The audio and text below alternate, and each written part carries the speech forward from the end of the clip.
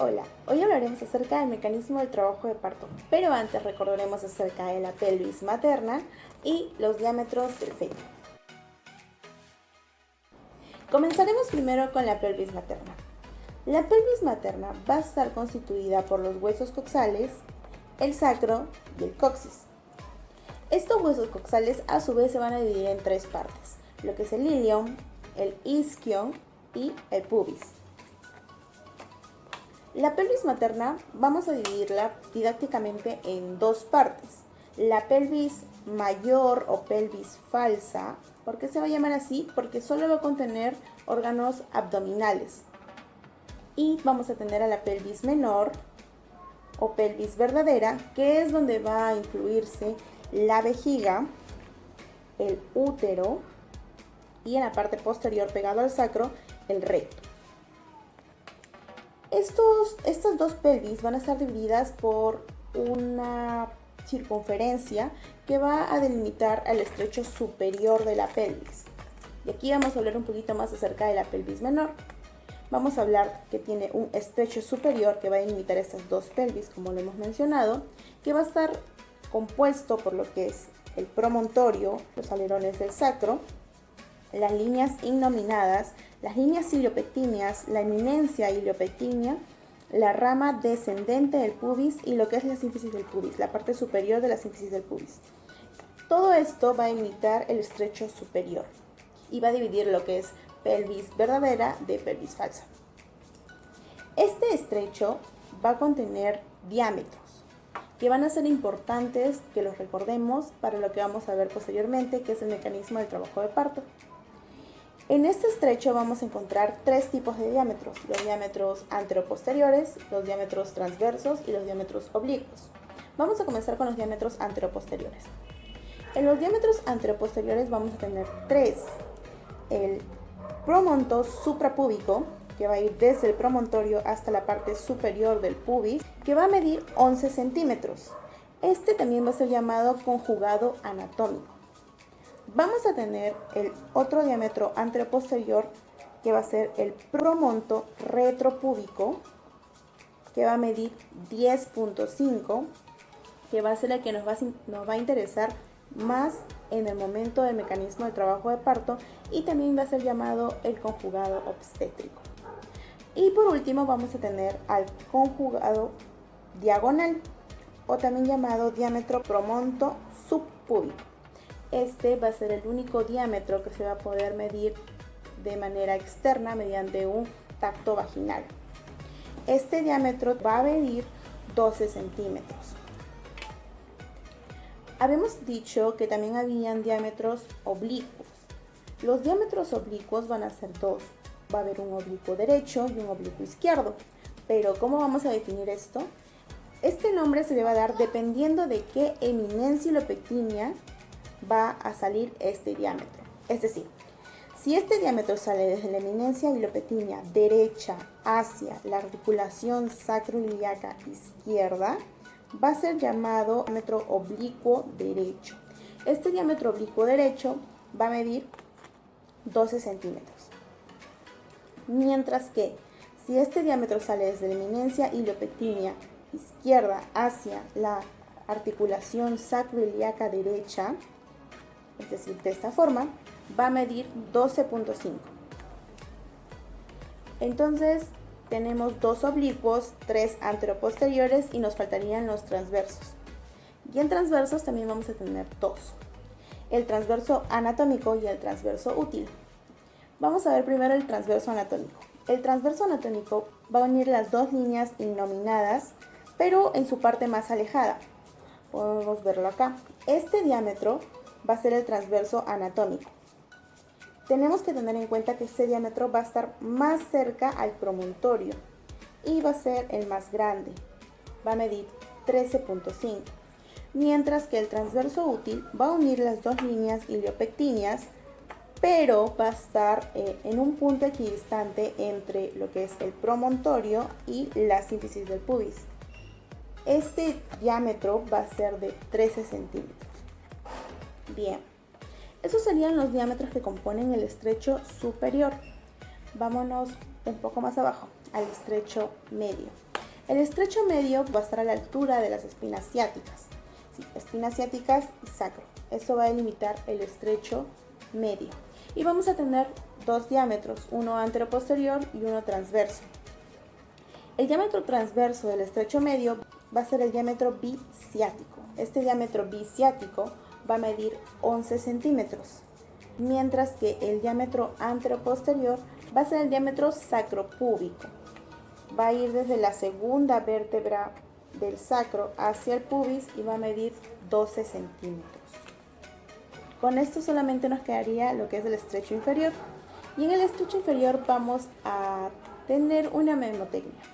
Van a existir 3 diámetros y los 3 se podría decir que van a medir 11 centímetros. Y ahorita vamos a explicarlo. Vamos a tener un diámetro transverso que va a ser el que va a unir los dos isquion, el derecho y el izquierdo, y este diámetro va a medir 11 centímetros. Vamos a tener dos anteroposteriores, pero uno de ellos va a modificar sus medidas. Vamos a ver cuál es. Primero vamos a tener al diámetro, es decir, desde la última vértebra del sacro hacia el pubis. Y este va a medir 11 centímetros. Pero también vamos a tener al diámetro de la punta del coxis hacia el pubis. Y este va a medir 9 centímetros. Pero recuerden que yo les dije que medían 11. Es porque en el momento del trabajo de parto, cuando se da el mecanismo del trabajo de parto, la cabeza del feto va a empujar este coxis y va a hacer que este coxis haga una retropropulsión. Al hacer la retropropulsión, el coxis que está así va a aumentar su diámetro. Al hacer esta medida se va a convertir en 11 centímetros. Entonces por eso decimos que los 3 diámetros se podría decir que miden 11 centímetros. Esto es respecto a la pelvis materna.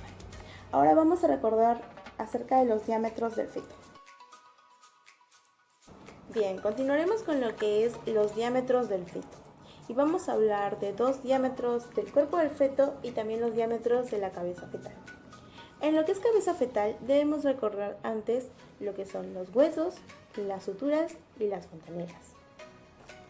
Los huesos que componen la cabeza fetal van a ser los siguientes: los huesos frontales, los huesos parietales, el hueso occipital, es uno solo posterior, y en ambos lados los huesos temporales. Ahora, vamos a hablar acerca de las suturas. Las suturas van a ser los espacios que van a unir hueso y hueso. Esta sutura es la sutura interfrontal, que va a unir los dos huesos frontales, o también va a ser llamada la sutura metópica. Esta sutura que tenemos por aquí va a ser la sutura que va a unir el hueso parietal con el hueso frontal y va a ser la sutura parietofrontal o también llamada sutura coronal. Aquí tenemos otra sutura que va a ser la sutura que va a unir el hueso occipital con el hueso parietal y va a ser la sutura occipito-parietal o también llamada sutura lambdoidea. Vamos a hablar ahora de las fontanelas. Y las fontanelas van a ser espacios membranosos compuestos por tejido fibroso. Y vamos a tener esta fontanela grande que va a recibir el nombre de fontanela anterior, bregmática o fontanela mayor. En la parte posterior vamos a tener esta de aquí, que no va a ser una fontanela en sí porque no va a estar compuesta por tejido fibroso, pero se le va a considerar fontanela porque van a confluir 3 huesos, ¿no? Vamos a tener a los huesos parietales y al occipital y van a formar esta fontanela. A esta se le va a llamar fontanela posterior menor o fontanela lambdoidea por la forma en la que se van a confluir los 3 huesos.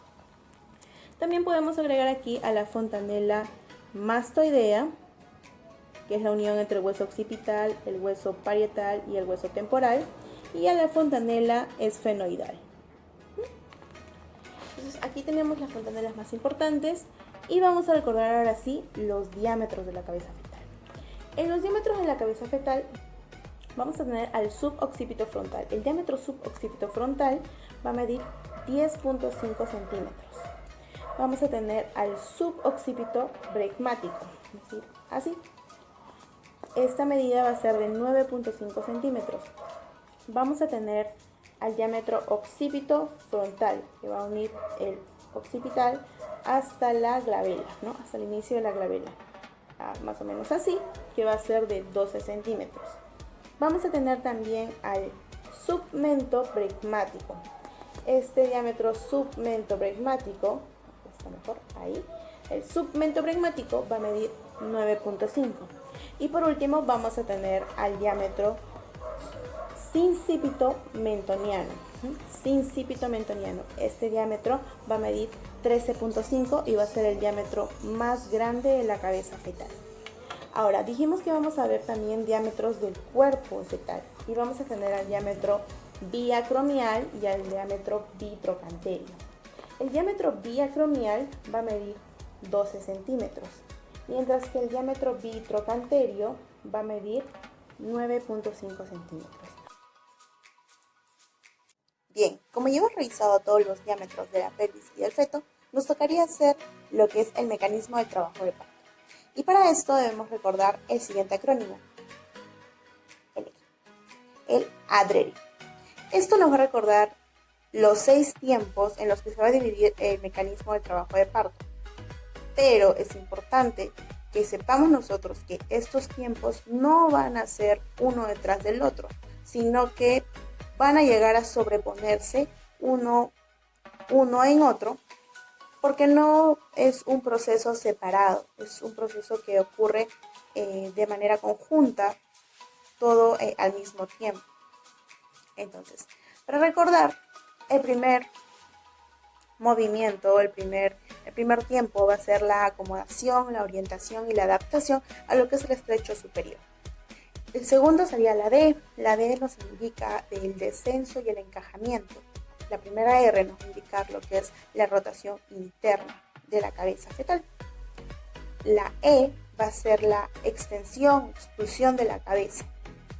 La segunda R nos va a indicar la rotación externa que se va a realizar. Y por último, la E del final del acrónimo va a indicar la expulsión del resto del cuerpo.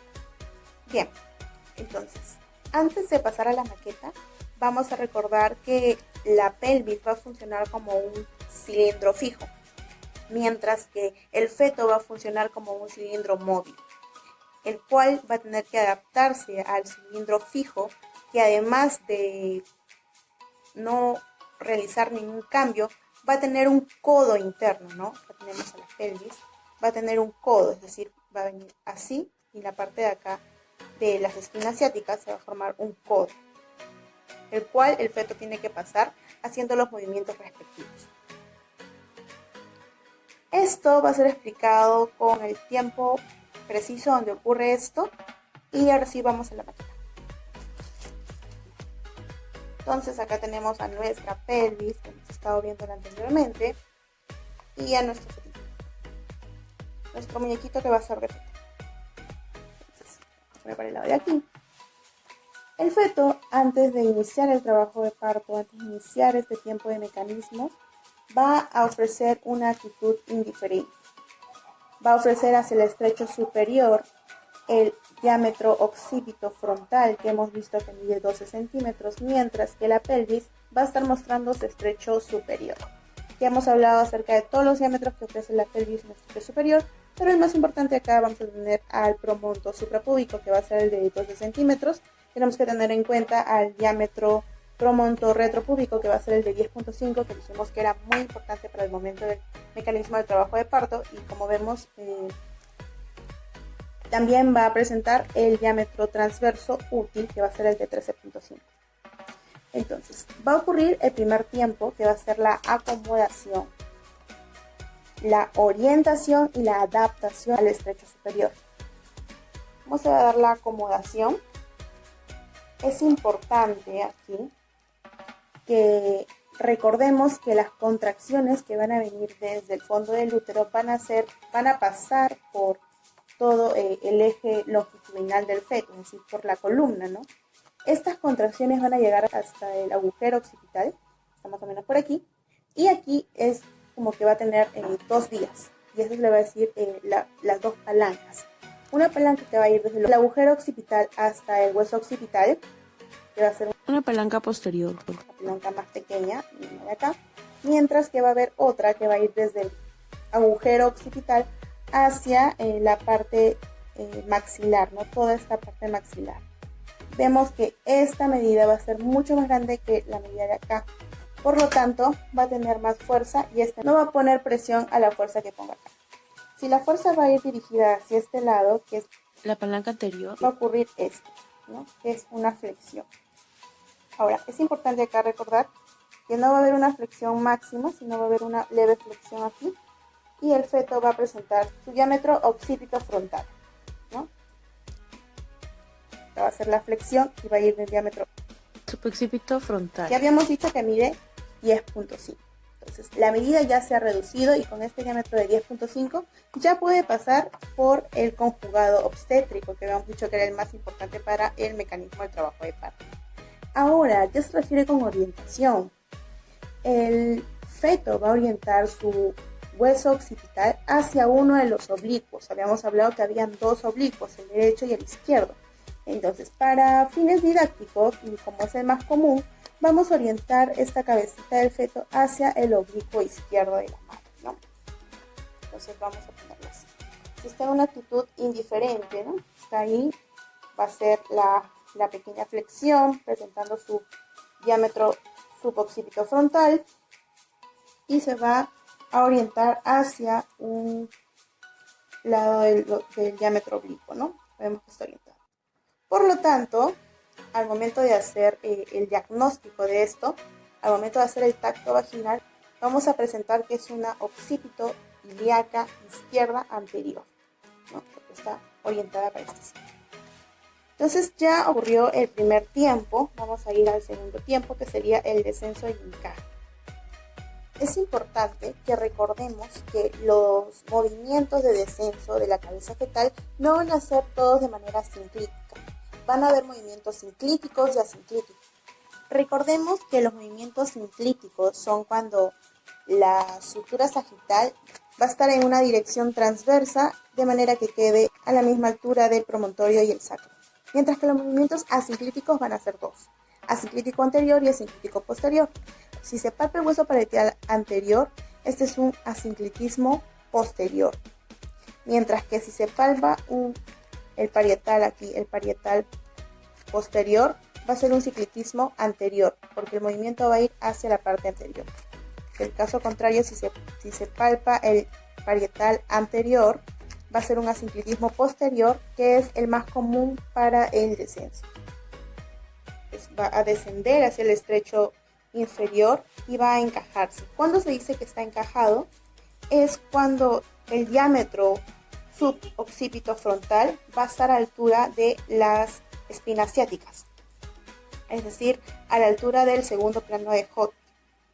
Mientras que la parte del vértex de la cabeza, lo podemos ver, las espinas ciáticas están a la altura del segundo plano y la parte del vértex de la cabeza va a estar a la altura del tercer plano, ¿no? Ahí decimos que está encajado el pipí. Y a la vez, al hacer los 5/5, no vamos a palpar cabeza feto. Entonces ahí podemos decir que el feto está encajado. El tercer movimiento sería la rotación interna. ¿Y qué va a pasar en este movimiento? Es que el feto estaba orientado para el lado izquierdo anterior. Aquí va a ser una rotación interna y va a llevar el hueso occipital hacia la sínfisis del pubis. Va a quedar así. Va a estar su eje, su sutura sagital en dirección a los diámetros anteroposteriores de la pelvis materna. Va a quedar en esta posición. Lo siguiente sería la extensión de la cabeza. Recordemos que el feto había hecho una flexión, estaba presentando su diámetro suboccipito frontal de 10.5. En este momento es donde va a hacer la hiperflexión para presentar su menor diámetro.